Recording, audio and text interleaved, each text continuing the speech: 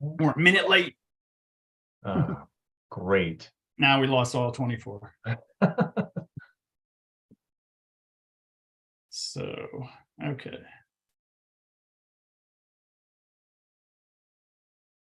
So that should be going now.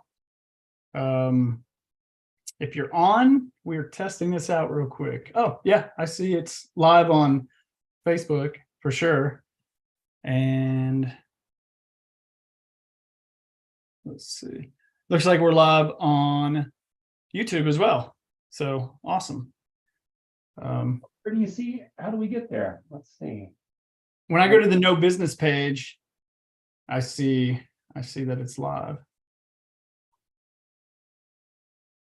Ah, there we are. Yeah. Oh, look at that. And the poll's active already. I'm gonna stop sharing my screen. All right. I wish I could tell how many people were watching. I guess maybe I gotta go into it. There we go. Yeah, I see 19 people watching on YouTube at the or Facebook. So Okay. Awesome. I don't see anything on the event page that says it's live. Oh, it's on actual like the no business. The no business page. Okay. Yeah, not the event page. That I should have probably done it there. That would have made more sense, but this works. So Here, if somebody's actually asking, I'll just say. Great. Thanks, Josh. See you guys there. Got multiple screens working here.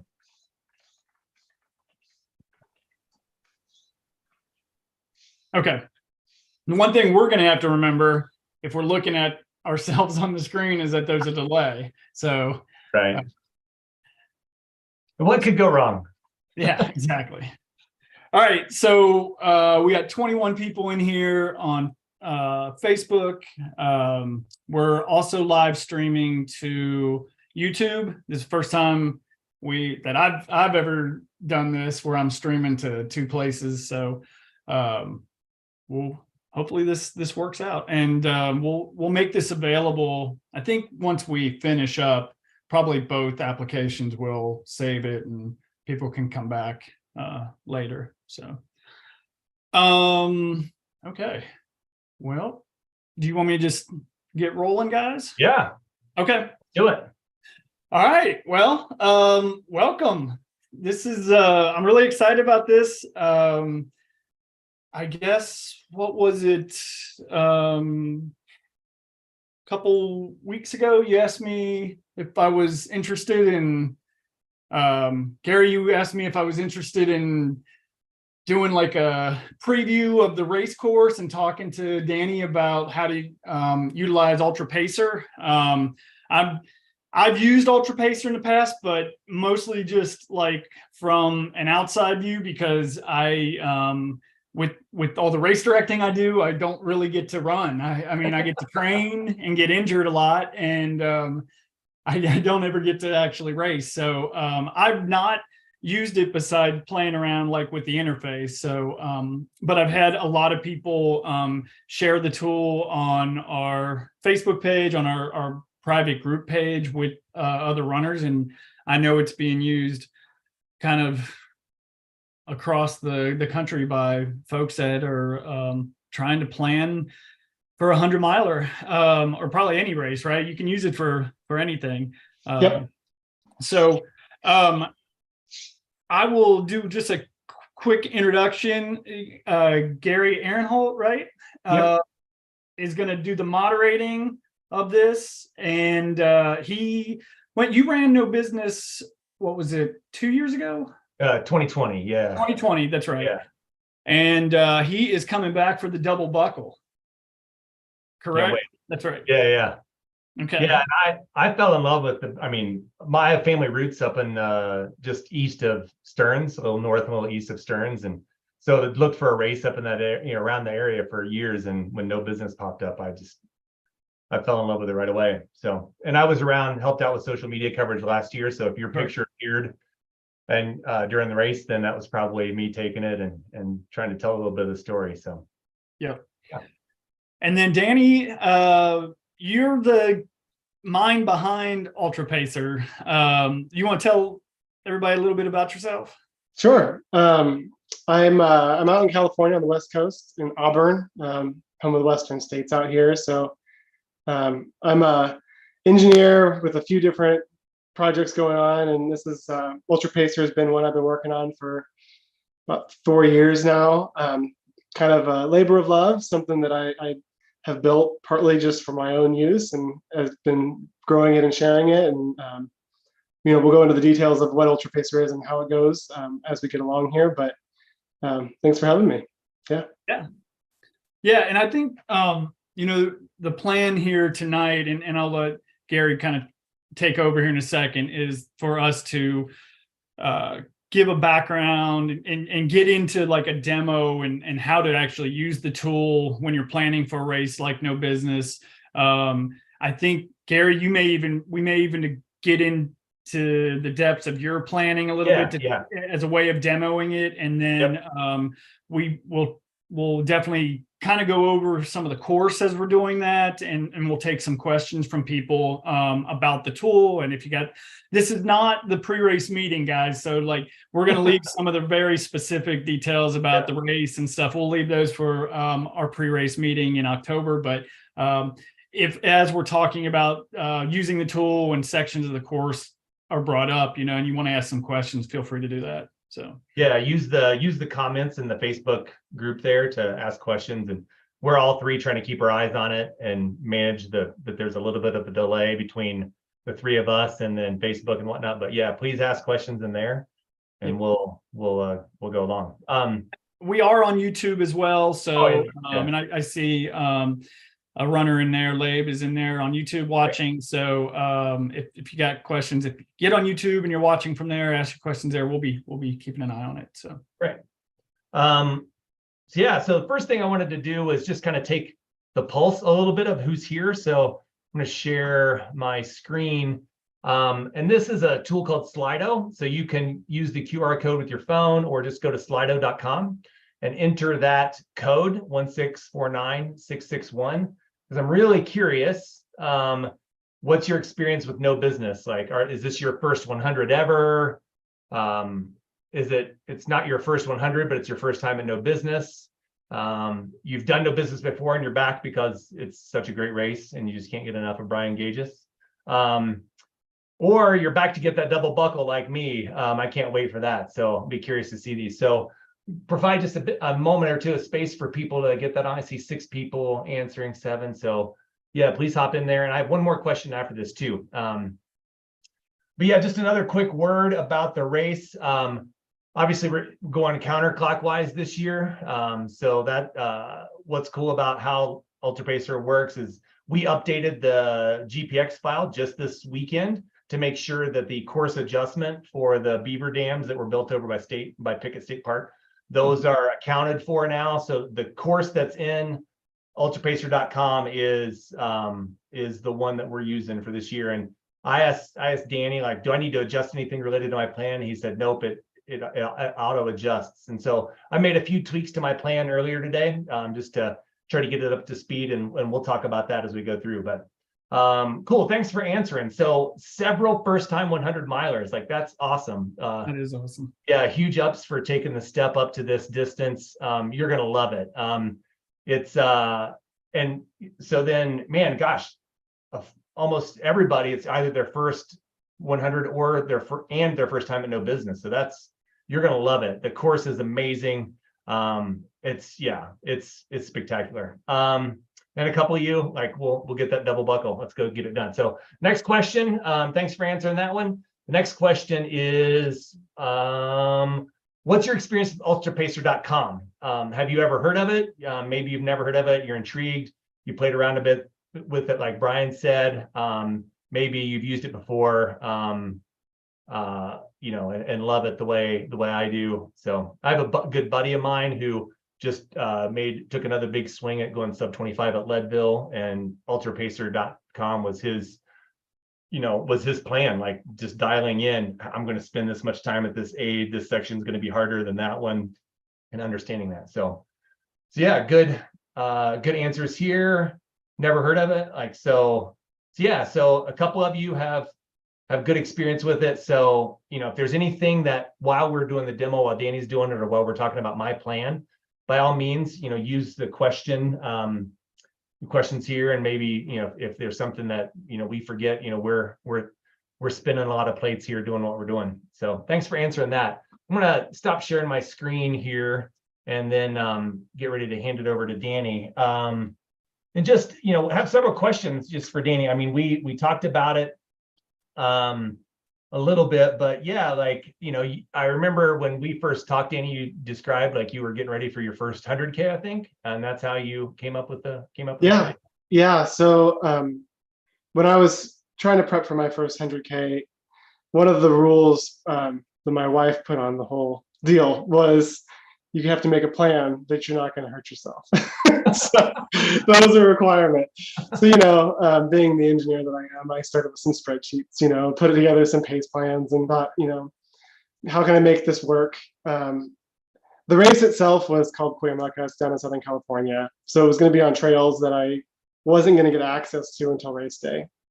And I was trying to find a way to really get my head around how to plan for something that I wasn't going to get to touch in advance. And so, I started coming up with some different models. I started with the obvious ones like, altitude and, elevation gain and climbing, right? And then as I kind of started working through that, I started realizing there's more and more and more that you can build into this model, essentially, that kind of simulates the different requirements and demands of trail running.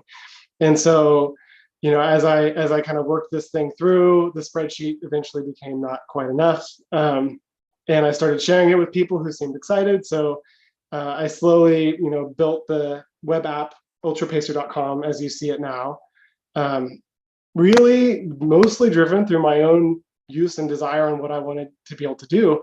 And what it does essentially is, using models, takes a stab at normalizing all the different demands of trail running. So you can essentially plan out a pace strategy where you can, know how fast you have to run at different places in the course, know when to expect, to arrive at different places in the course for your crew, to take into all those different factors that, that we see out there. We have different types of terrain. We have, climbs and descents. We've got darkness at night. We've got heat during the day, and altitude sometimes where you start slowing down because you're getting, top of those peaks. And so, taking all those different factors and essentially quantifying it so that you can normalize a level of effort essentially through the race, and plan out a strategy that is both attainable and helpful in actually executing.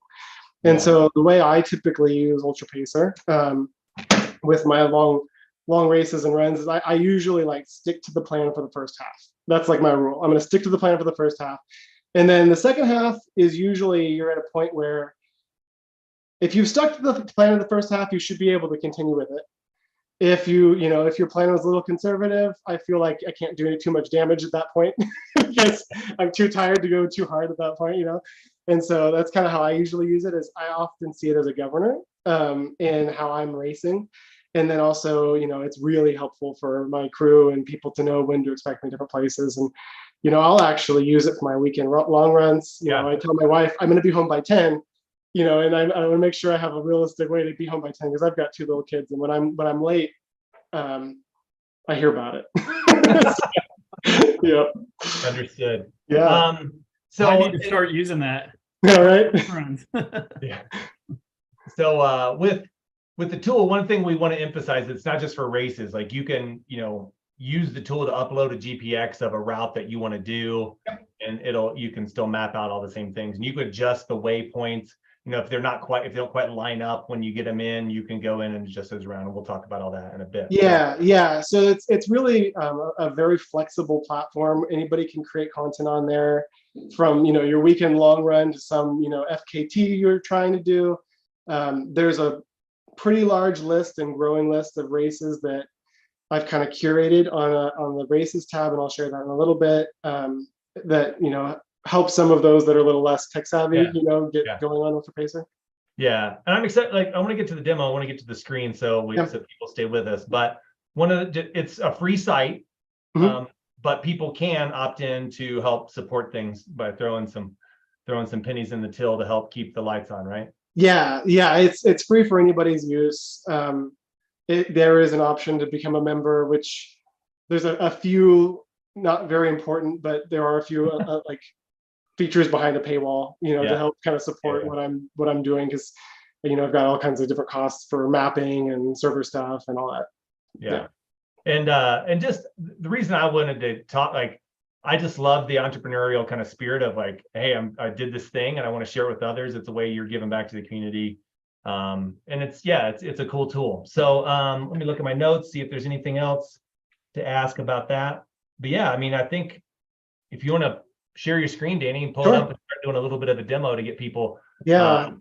And for those who are following along, like if you want to go to ultrapacer.com and find the 2023 No Business race thing, you could start kind of tinkering around even as you're listening to Danny and watching the demo, and maybe start building your own plan. And then as we go into actual my plan, that might help too. So kind of do some real-time work that way if you want. So let me know when you can see this. Is it visible? Nope. Not on my end. Oh, I didn't wait button. Oh, I have to confirm it. How's that? See it. We can see it now. Great. Okay. So this is the site to get here. It's just ultrapacer.com. There's kind of a menu along the top with a few different options. The one most people seek out initially is this page for races, which has a long list of races. The majority of these are in the States. Because I'm in the States, and most of the people that talk to me, though, there's a handful of European, Australian races that have popped up here, and you can kind of see what's in the menu here. I'm going to go ahead and click on the No Business race here. It's down here, sorted by date. So coming up in October, the main page. Whenever you first navigate to the No Business page, you'll get prompted to create a plan, and so that. You can navigate and explore the course, but the kind of the nuts and bolts of UltraPacer is to figure out your race plan. So I'm going to go ahead and just kind of plug in a few things to get us started with a 24-hour plan, and then we can go over some of the details and a little bit about various options. But essentially, we set up a plan with a goal time. You can also pace by, like, if I wanted to just hit a 10-mile split, where does that put me, for example? Most people like to set a target time. That 24-hour landmark is always really big. And then you hit the go button. And so what will happen is, under the hood, UltraPacer looks at all the modeling that's associated with this course. It looks at the terrain, the elevation changes and grades, and computes essentially what your splits will look like for that course. And so, do you see these boxes here? Are those in the way? No. Okay. So, looking through the table here, we've got all the different aid stations for the course. Incrementally between each one, what kind of paces we're hitting, what times we're arriving at each aid station. Cutoffs are included here, and if you put together plans that are on the tail end of the cutoff windows, UltraPacer will actually, kind of split your pacing up to hit those nearer cutoffs, and make sure that you aren't going too slow to miss one in the middle, maybe, that you would have otherwise not hit if you were doing a straight pace all the way through.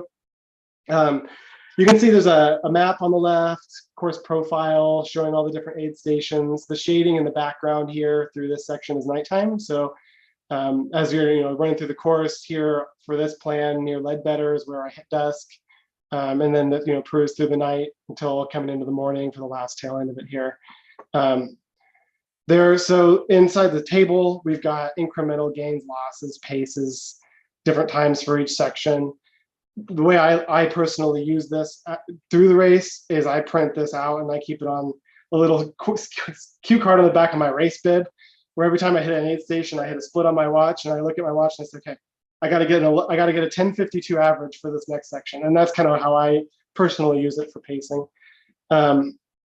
Inside the splits tab, there is an ability to kind of break the course down by different sections. So zooming in on specific sections of the course, looking at specifically the modeling behind what's going on. If you like to get into the nuts and bolts about how the terrain's influencing you or the grade or the different planning inputs through that part of it.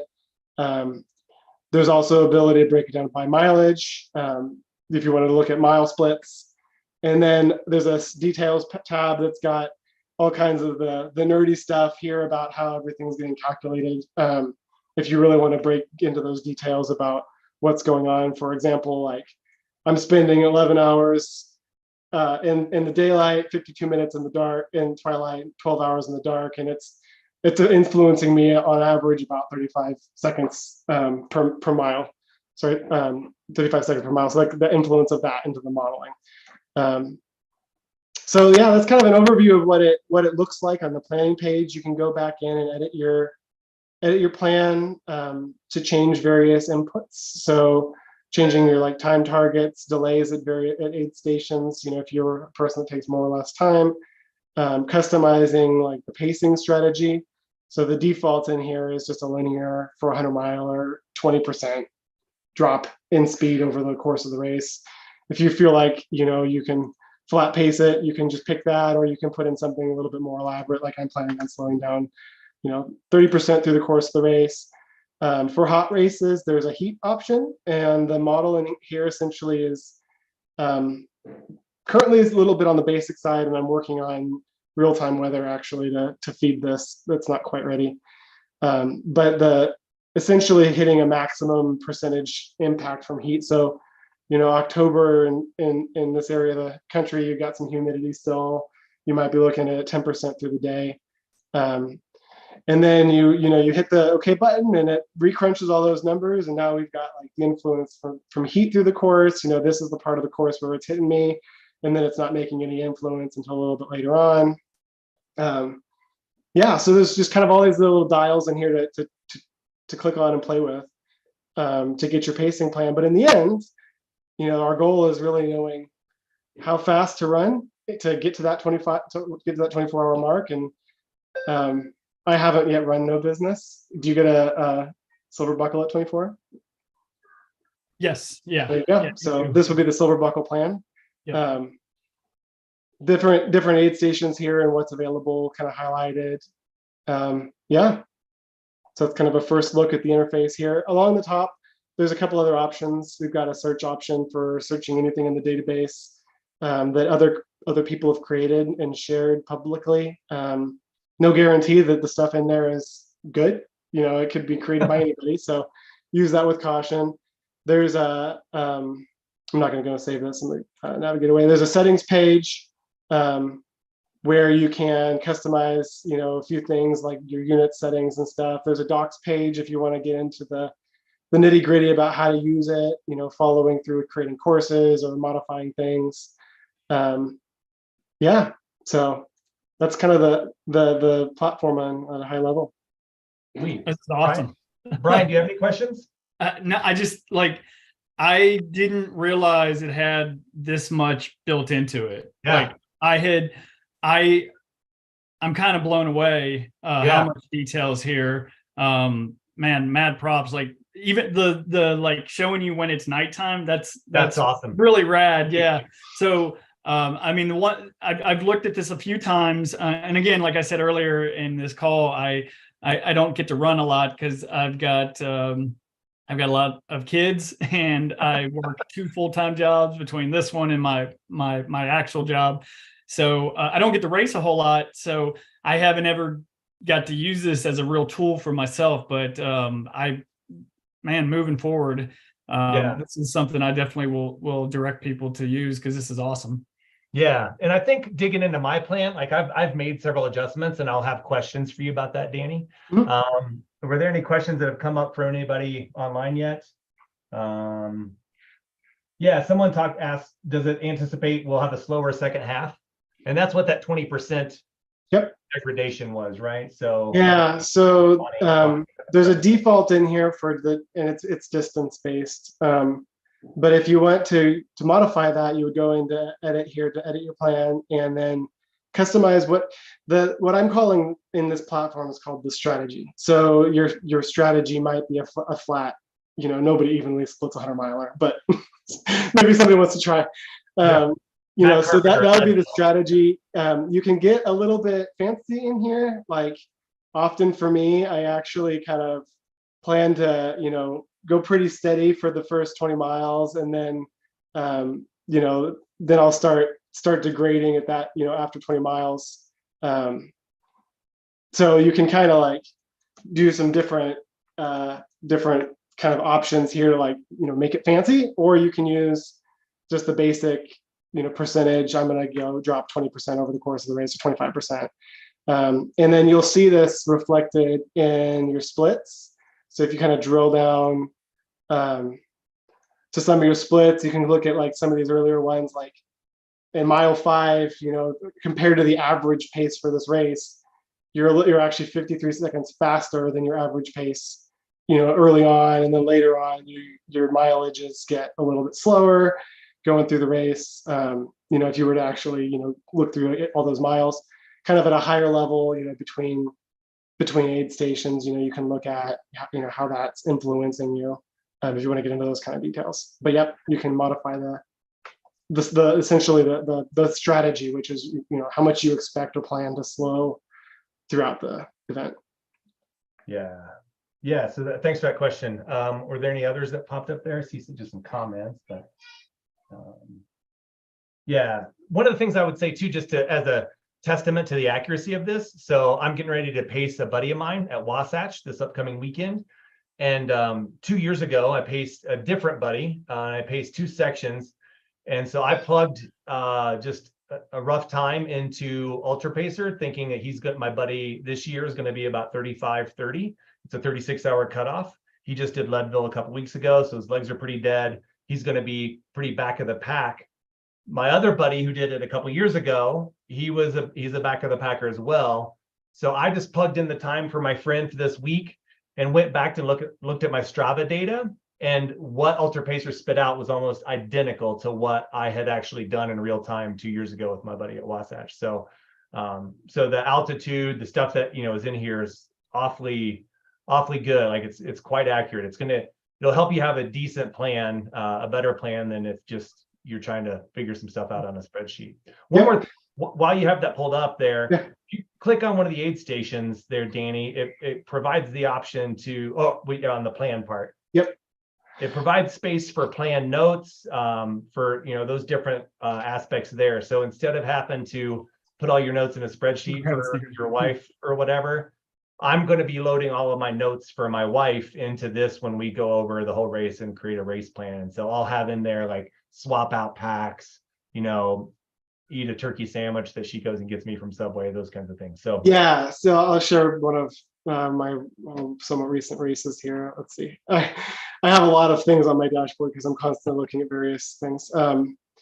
This was Rio, almost 2 years ago now, but just the kind of notes that I put in here. There's going to be a timing mat here, and what I wanted my crew to do so they could, look at this in advance. They could pull it up on their phone and be prepped, kind of a little checklist at each aid station, make sure I was ready for it, So these little notes are nice, and then you can print this out in advance. And I don't know if this will share because I think I just shared that window. Do you see this? You probably don't. Okay. It'll generate a PDF essentially that you could print and put in a binder if you want to go that route. Right. I typically like to keep it just in the web platform and share a link with my crew because, that way you can make changes, 11 p.m. the day before your race when you're not feeling but no business, the cell coverage is pretty sparse. So printing it out. The printing is advised. And you can make multiple plans. So I'll just kind of share this too. So my plan for this race was, my goal time was 20 hours, but you can make a 22-hour version and a 24-hour version or whatever, and have different plans, kind of an A goal, B goal, C goal. If you want to go that route. Yeah. Cool. I'm looking at some of the comments. Brandy Hacker asked what about time spent at aid stations? I think you've already kind of showed. I'll cover that when we cover my plan.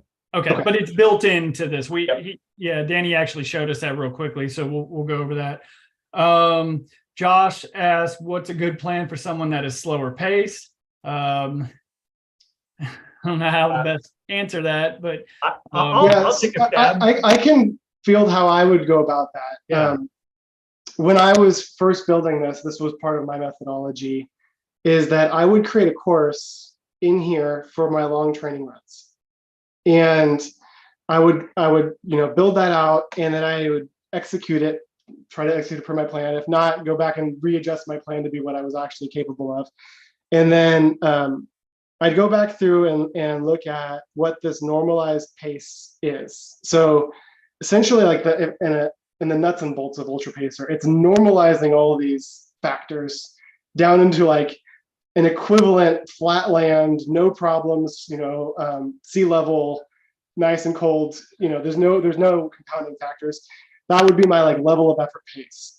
And then you can take that same number and plug it in, do another run. Or you can say, okay, well, I know I'm good for a 928 at 50 miles. Maybe I'll go up to a 1030 normalized pace at 100 and see what that spits out, because if I go back to, for example, let's go back to no business.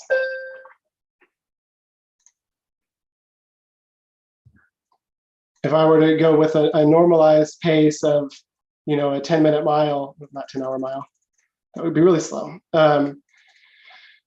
So you can actually execute it by that normalized pace, and it will give you essentially a prediction on what your actual pacing would look like. So it was normalized down to a 10-minute mile, which actually turned into really almost a 13-minute mile for my moving pace after taking all those other factors into account. And so if you can figure out kind of using some, corollaries to your train runs, you can use that as a tool for figuring out how you should be able to tackle this one. My other recommendation there would be, if it's one of your first hundreds, to be a little bit more conservative, because it's going to be hard. Yeah. So I would rather be slow on the first half and feel good on the second than the other way around. So yeah, and that was going to be my advice too. Just as, I've done, this will be my 6th, I think, 100, and I've crewed and paced for a couple dozen other hundreds. People like to think, like, very often they'll say my A goal is 24 hours, my B goal is 26, and my C goal is 28. And I like to flip that on its head. I think the A goal for a 100-miler is always to finish. Like, it's finishing a 100-miler is a huge accomplishment, no matter how fast you go. Like, and no one should ever feel bad about finishing a 100. So I think the A goal is always to finish.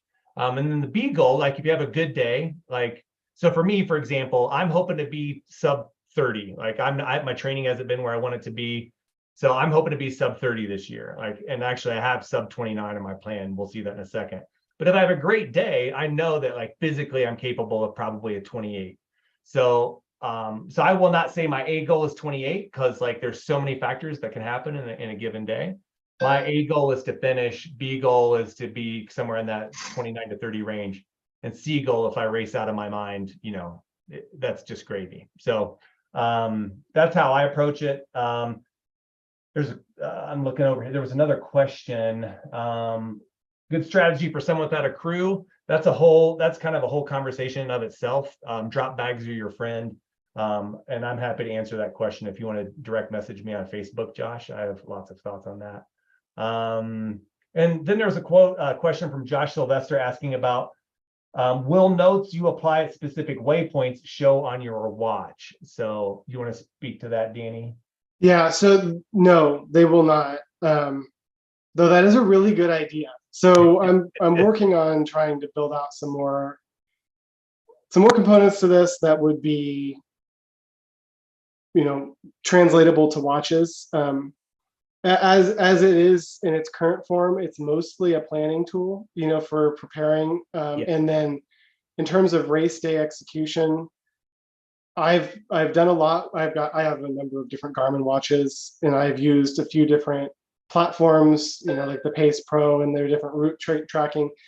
And inevitably, on a race this long, inevitably the route finding stuff doesn't end up working on a watch. And I'm always really happy to have a paper copy of my plan. And what I do is I print out a little 3x5 or 4x3, and I laminate it with some packing tape and I staple it on the back of my desk. And that for me has been, foolproof. And so Yeah.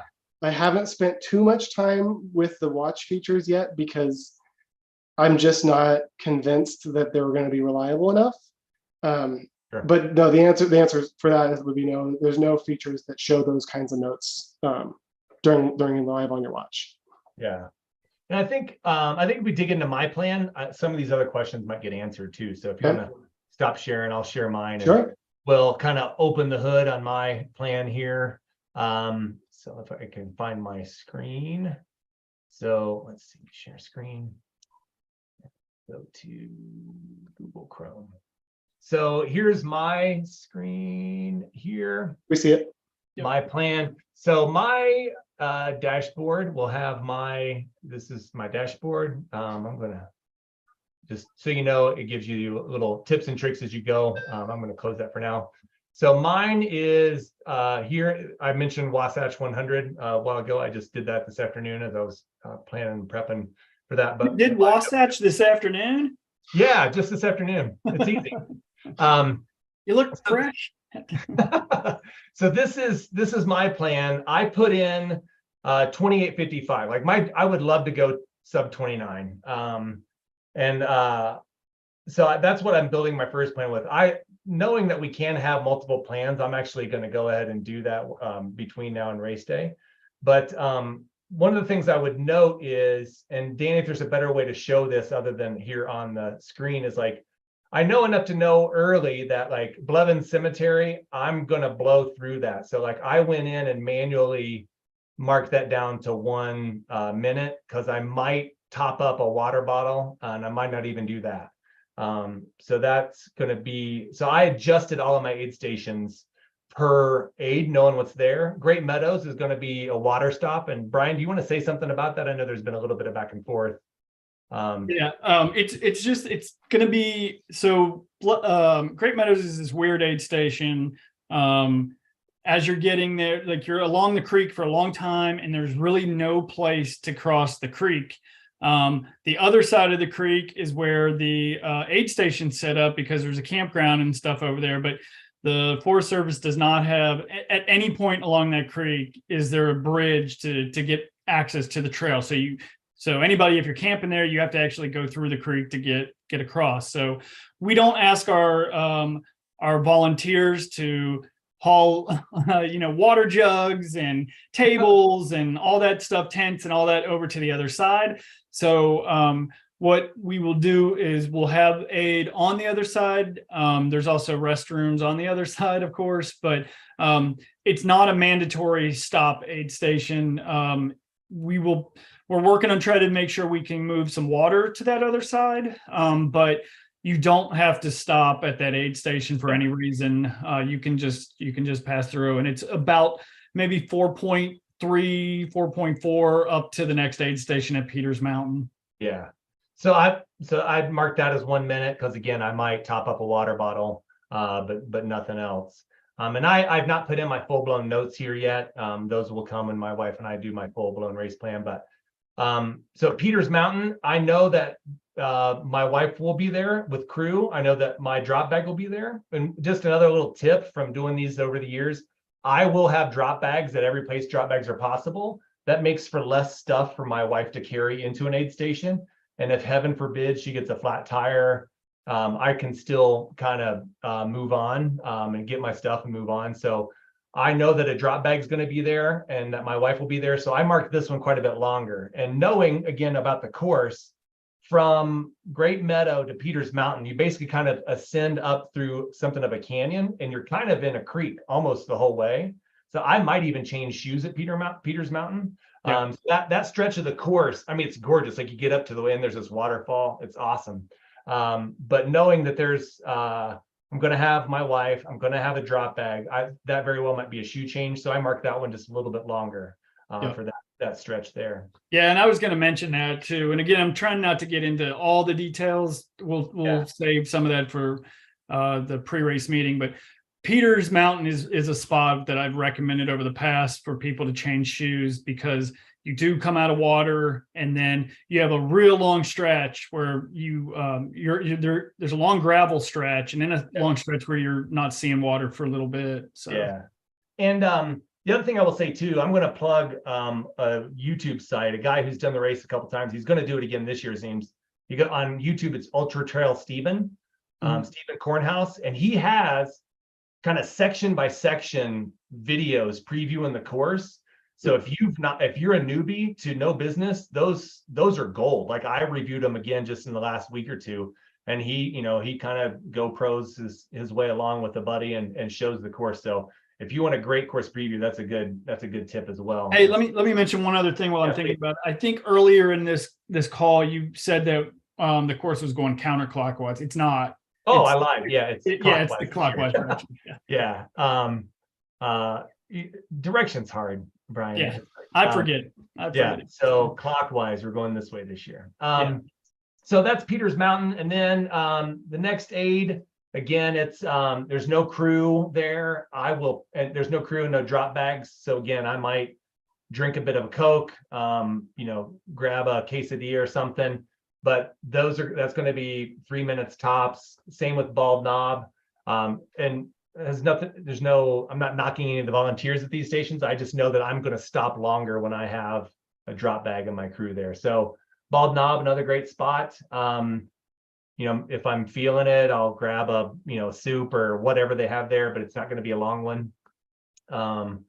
So those two are between Peters and then Blue Heron. And then Blue Heron is the spot that we actually hit twice. So zooming in here, you see that we crossed the river, the Cumberland, on this amazing bridge, huge bridge. And then while we're on the other side, we do a loop over there. So we actually hit that spot twice.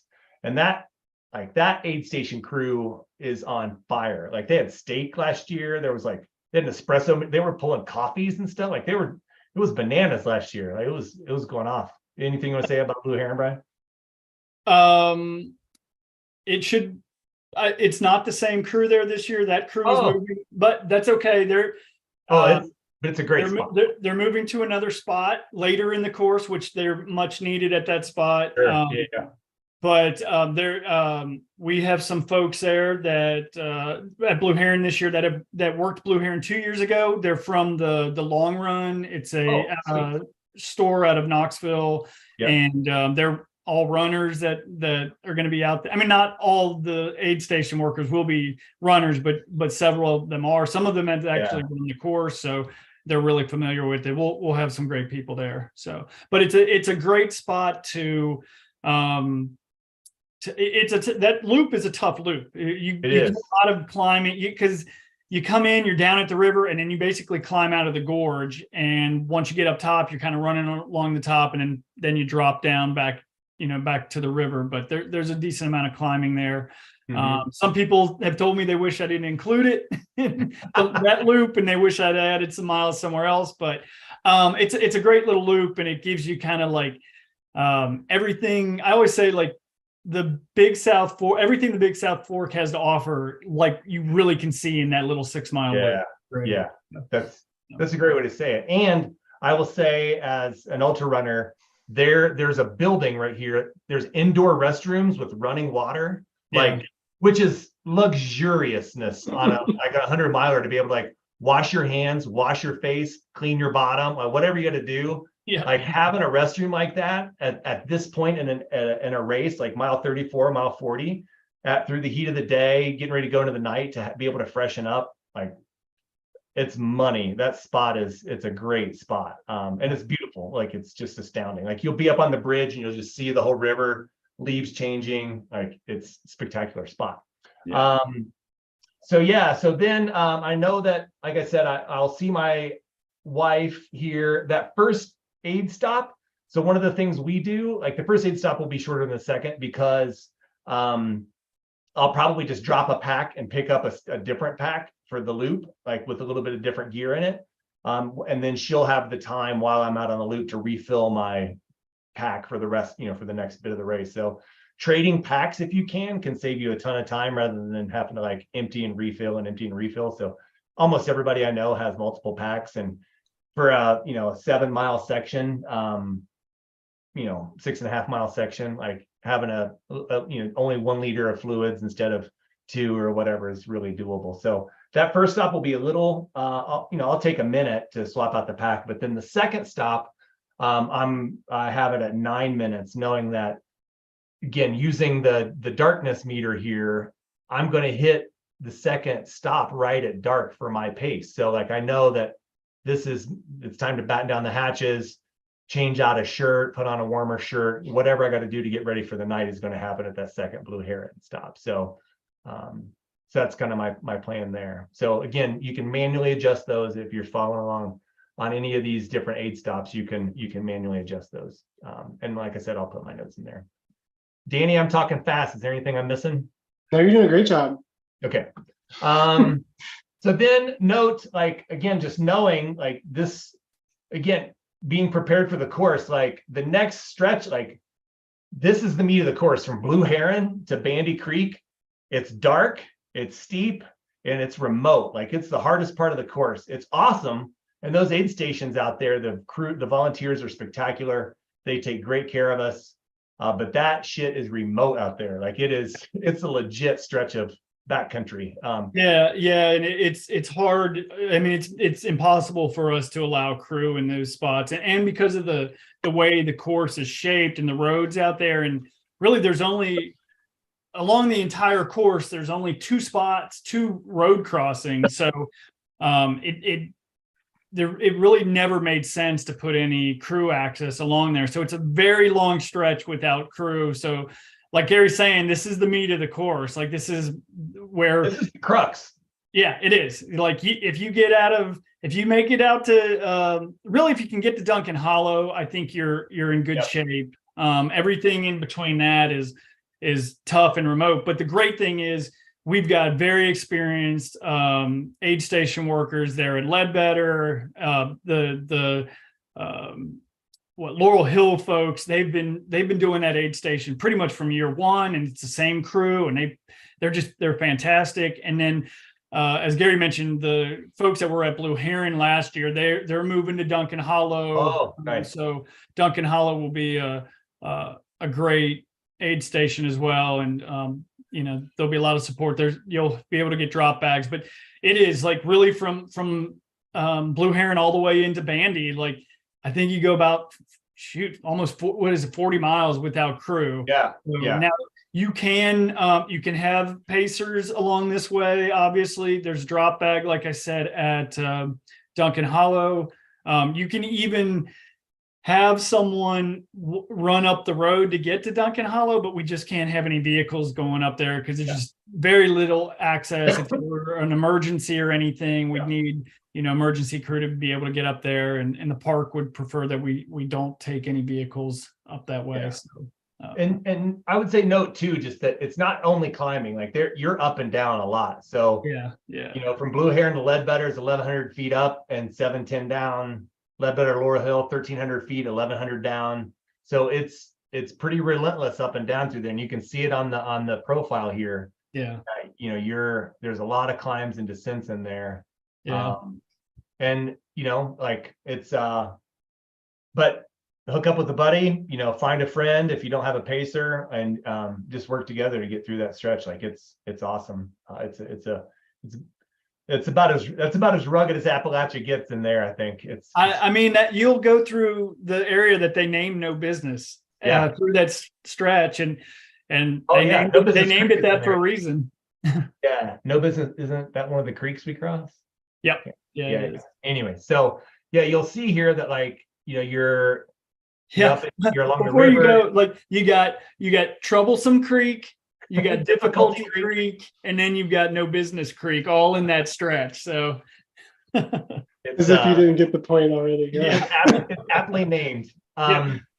So again, knowing that is coming, I'll have a bit longer aid stop. And again, like I said, Ledbetter, I only have a 3-minute stop plan because I don't have bags or crew there. I'll hit some ramen, I'll hit some chicken noodle soup, some ginger ale, whatever I got to do. Same with Laurel Hill. And then Duncan Hollow too. One of the questions earlier about how to run without crew. I mean, drop bags are essential. And so like this will be my fanciest drop bag at Duncan Hollow, because I'll have like a little treat for myself. Like I love a little Hostess or little Debbie snack cakes. Like I'll stash some stuff that I know, like, oh man, if I just get there, I can have my little cinnamon crumb cake or whatever. I'll put a couple treats for myself in there, knowing that that's coming. I might have an extra pair of socks, whatever. I'll have some stuff in case I need to treat myself. And I have myself stopping for the longest of any except Bandy Creek there at Duncan Hollow, just knowing it's the middle of the night. It's going to be tough. I'll probably need a minute to just get my stuff together. So adjusting it that way. There was a question about the trails at night, and someone made a comment. Lindsay made a comment that basically the foliage, like the leaf fall, can make some of the trails kind of difficult to spot at times. Because especially through this section where foot traffic is not as much as some of the others that are near the campsites and stuff, and like Blue Heron. So some of the trails aren't used as much. So it will be marked about we mark it probably about every 2/10. And then if there's a major turn, we try to light those up. So if you're going long stretches without seeing marking, there's a good chance that something you either went the wrong way, or hopefully we have had a little bit of like tampering in the past. Actually less tampering. The thing that we've seen more than anything is animals. For whatever reason, they like those flags, and you'll see them on the ground. Yeah, they pick them out of the ground and they tear them up. So we've found that like over the years as we've gone back and gone back through sections and stuff. So the other thing I would say, like, again, the Brian and crew does a great job marking the course. Like it's super well marked. If you're I always carry, like, I have my phone and I will have like the thing loaded into Strava, so like I can check where I'm at. I also use Gaia GPS. That's a great idea. Have a backup plan, particularly for this. Like if it bothers you, do it. That way you feel better. And that mental energy that you're spending being worried can go away to work, to work towards your goal. Because that mental energy is legit. Like if you're spinning in your mind, worried about being lost all the time, that's energy that you can't afford to be spending. So have a backup plan, have something on your phone, have it on your watch, whatever you got to do. I highly recommend. So then Grand Gap is another aid, no crew. I just knowing that it's going to be, in the middle of the night, I have myself having a couple extra minutes there. I'll probably get a cup of coffee if they have it.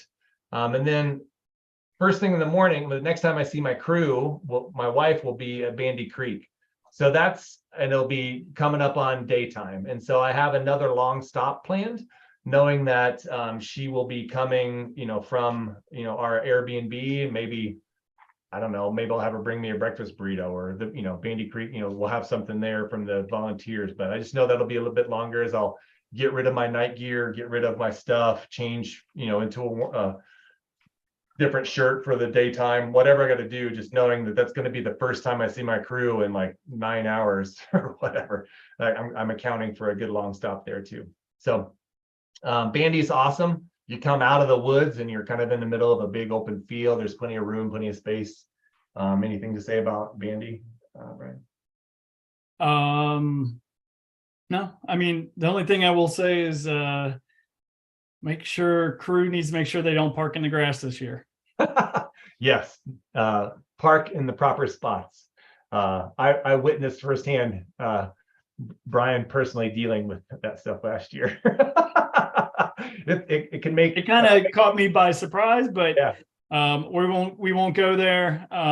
I've just been told nobody can park in the grass, and we will in the crew guide that's coming out hopefully this week, and then when we do our pre-race briefing, I'll go over that again. So that's it. But typically over the years, Hoka has sponsored or they've hosted that aid station. They've run that aid station. I'm pretty sure that's the plan again this year. So it's always a fun, energetic aid station. Lots of people there, like getting you pumped up and stuff. And really, their goal is to kind of get you in and out, but get you ready for that last, that last 20 miles or so, get you to the finish.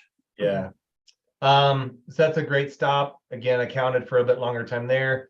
Charrette, another good aid, but only 3 minutes there. Sawmill is aid, crew, and bags, all three, but that'll be pretty quick. I know from my own experience, like I smell the barn and just like, I do not want to stop. Like, you got to take care of yourself. You got to keep eating, but like I will be on a mission by that point. So I know that stop will be a little shorter.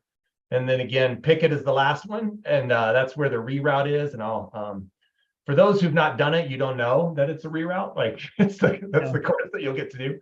But again, that area is great too. That the whole thing is unbelievable. Just you're going by rock houses and arches.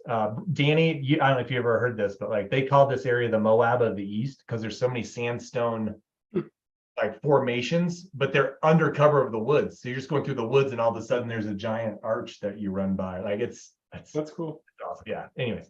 So then from Pickett, we're on to the finish. So that's how I've kind of set things up. I did not do any modifications in terms, I just took the standard 20% that I did there. Like 15 stops, that adds up. So like knowing your time matters, like that's real. And if I know it's gonna, like, if it's a weird time of year with climate change and all of a sudden it's like a 90-degree day with 90% humidity, I'll apply a heat factor, like knowing that, a couple days before the race to just reset my expectations, because you got to deal with the course on the day as it really exists. So, yep. So that was a really good overview. Thank you, Gary.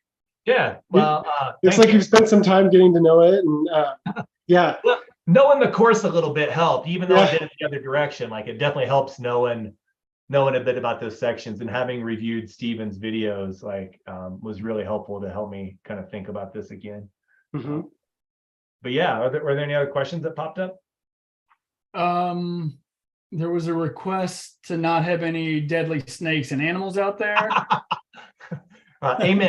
That's what the fast people are for. The fast people get rid of all of them, and then the pack don't got to worry about them. Yeah, I guess it was 2 years ago when we had to run the race a couple weeks early, like the first day of October. I think it was October 1st.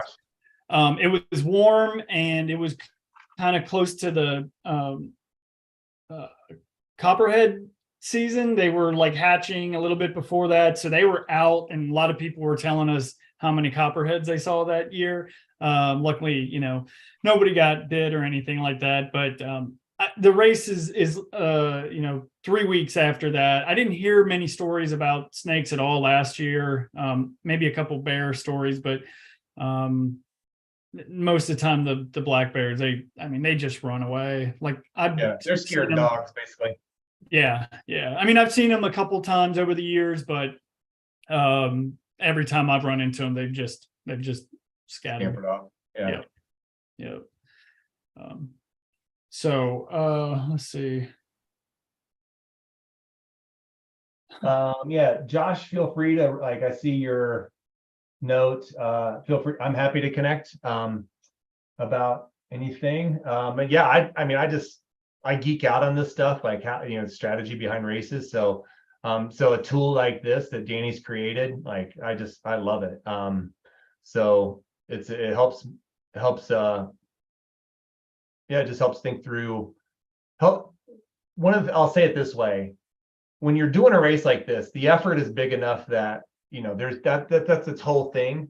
So control what you can control, like control the controllables, right? Like know what you're going to do at your aid stations, take care of those details to free your brain up to focus on the day. Because again, it's the mountains in October. Like it could be 90, it could be 50, and raining. Like it could be anything and anywhere in between. And so having the controllables controlled lets you kind of flex to what is uncontrollable, I think, in my opinion. So yeah.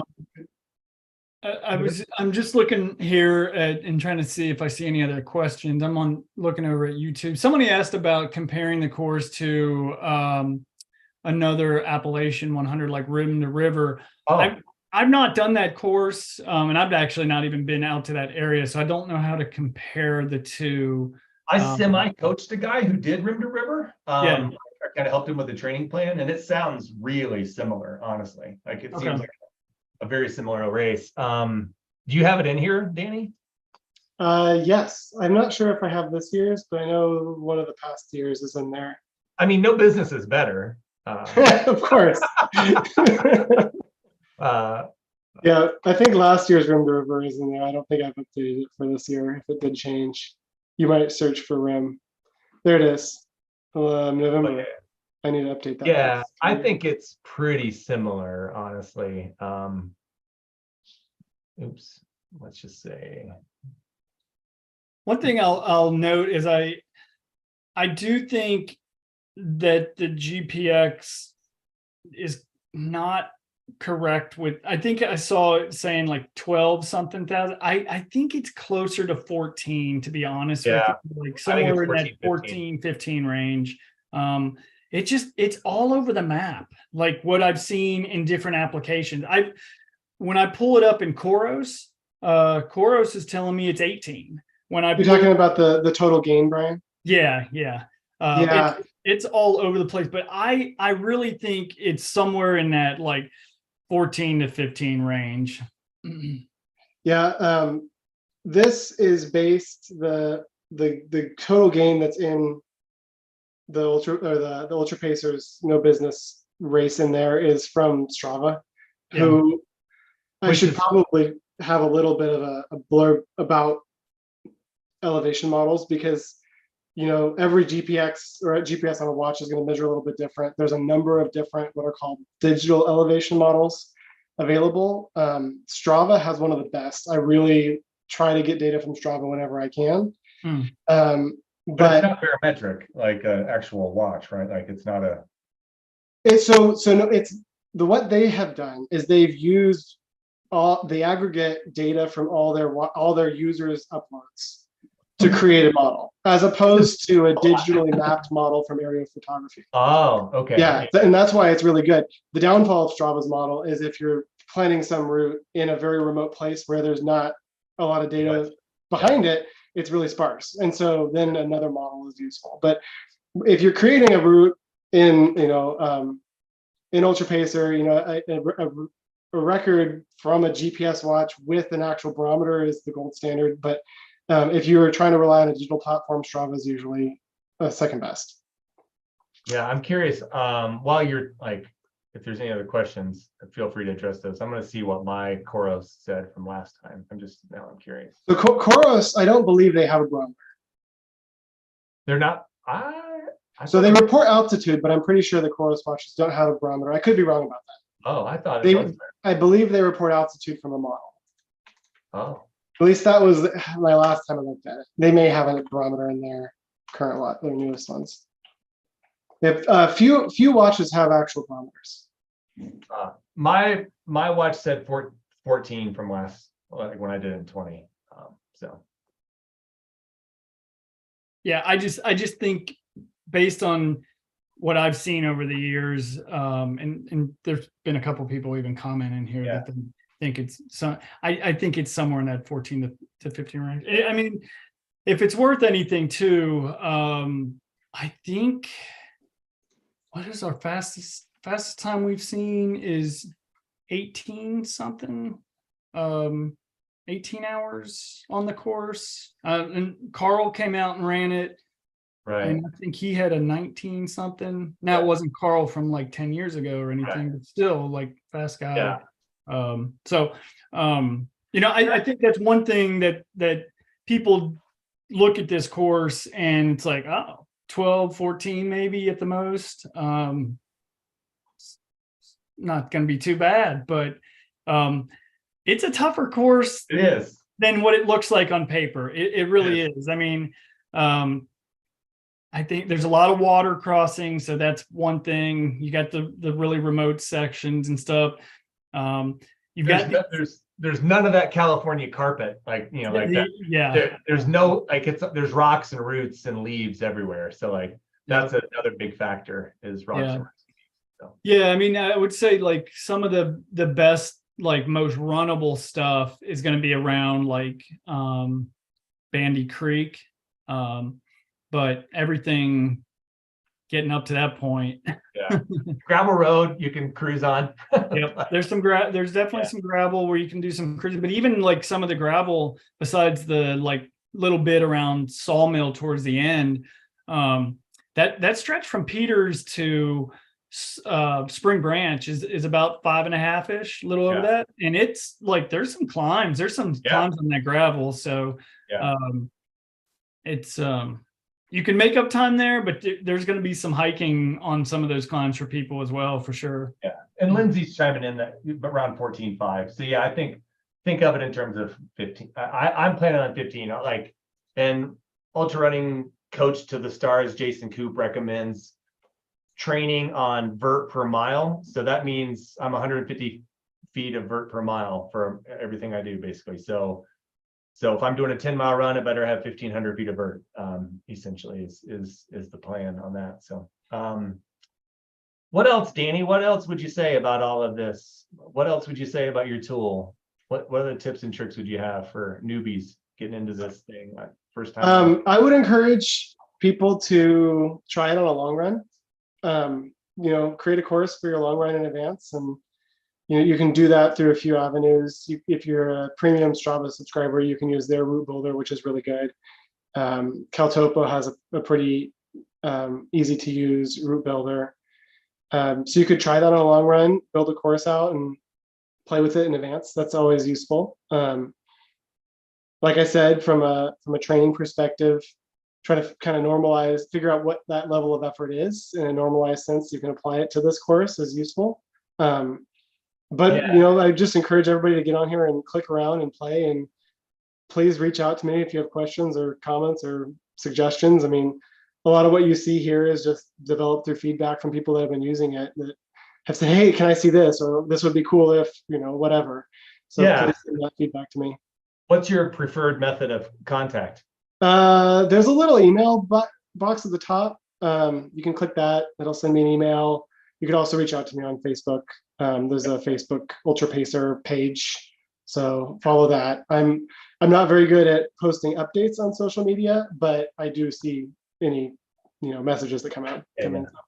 The other thing to note too is he does have a couple of like talking about building a route. Like there are a couple of little videos here on the YouTube page. So yeah, and I need to refresh those because some of them have become out of date with updates to the platform. So sorry, I didn't mean to. No, it's good. It's a good reminder that I haven't done that. And I will say too, like in terms of thinking of the average normal, like this feels pretty close to how I'm training, honestly. So knowing that, like, overall, like, when I, this feels very close. So yeah. So yeah, and play with it. Like, get in there. Like, there's no penalties for poking around and pushing some buttons, right? As far as I know, nobody should be able to break anything. But go for it. Yeah, let's accept it. Cool. Brian, what else? Do we have anything else? Any other questions that would come up? No, like I said, I'm excited to play around with this too, and I'm actually anxious to hear back from people. Maybe try it on the training run this weekend. Like that's I think that would be a great idea. That's a great time to like remind people that we do have a training run this weekend at a picket. I kind of sent an email today to everybody with some of those details. Probably doing about 25 Saturday, and then Sunday will be kind of a like shakeout run. We'll just see how people are feeling and go from there, and probably be some spots if you're like, I'm done. Well, ways to get back and stuff, but we'll do a little cookout and stuff, which we've done every year, and that's been a lot of fun. But I would definitely try it out. Like, you got a couple days here, get stuff plugged in. I put the route out there, so you can upload a GPX right to UltraPacer. So download that GPX file that I put out in the email, or if you need it, message me and I'll send it to you. And then I would suggest trying to use it this weekend. I think that'd be a great strategy. Yeah. And that way too, if you go do it and you have questions after this weekend, you can come back and pester Danny. Yeah. Yeah, for sure. Trying to think if there's anything else like I would say to first timers that know business, like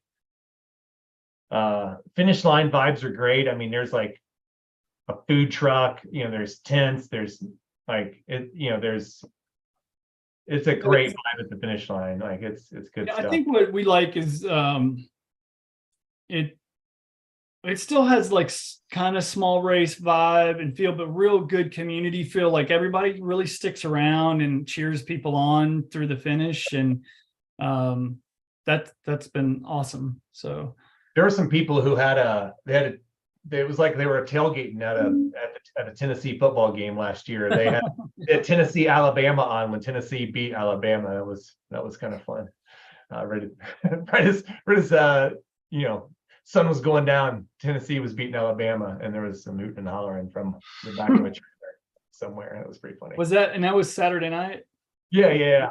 I might have been so the race was done. I might have been sleeping by then. No, it was right before we started tearing down the finish line. So. Oh, okay. Yeah. Cool. Well, man, this has been fun to talk, and I'm more excited about this race than ever. It's a good time. Danny, do you want to fly out and pace me? I need a pacer. Let's look at my calendar. Probably not. Referencing the kids in the aforementioned. Yeah. He heard the talk about copperheads and bears and was like, yeah, right. Yeah. And it's not like California trails, right? So I hear horror stories about the trails over there, and roots and rocks, and everybody tells me we're all spoiled on the West Coast. So yeah, even here in Colorado, we're spoiled compared to some of the trail conditions there in the East. That's for sure. So yeah, it's an all timer, man. It's a bucket list race for people, I think. So yeah, one of these days I'll make it out. Does anybody else have any questions? I'm kind of keeping an eye on these comments. If you have a question, try to get them in real quick before we sign off here. Up on YouTube. And, like I said, I'm an open book. Hit me up on Facebook. Just direct message me. I'm happy to share more, talk more. This stuff fires me up. Reach out to Danny through the email on the top right of the site. Again, we'll have our training run this weekend, and then getting into the last month, we'll do a pre-race briefing where we'll talk about some of these things and a lot more, probably more specific to crewing and all that. But looking forward to it. Thanks for doing this, guys. This was really awesome. Good to have. We had a good crowd here tonight. Yeah, great. Thanks so much, everybody, for hopping on and listening in. And this tool, thanks for all the comments from Facebook. That was great to have the engagement. So this is awesome. Like I'm blown away by how much you put into this tool. I think it can be super valuable for anybody, especially, and not just somebody new training for something. I mean, if you've done no biz a couple times, you have like, I want to really go for a time goal. Yeah. What's it going to take to do it? Like, that's how my buddy used it for Leadville. Like, he knew it's like, this stretch has to be this amount of time, and it helps parse that out. So instead of thinking, I have to do a 12-minute mile up a 3-mile climb. Right. I mean, ideally it averages out that way, but you gotta, having this tool to be able to normalize that is so key. It's really good. I didn't mean to cut you off, Brian. You were talking about. No, I think that's exactly what I was trying to say. You said it better. Good. So. All right. Thank you. Yeah. Thanks. Good luck, everybody. Yeah. Thanks so much. Right. I think Brian, you're gonna kill the feed and I will kill the feed, and hopefully I'll see a lot of you guys at the training run this weekend. If we don't, I'll see you in October. yeah. Yep. Thanks, guys. I really appreciate it. This has been awesome. Yeah, it was fun. It was really fun. Yeah, thanks, Have a Danny. good night, everybody, and see y'all soon.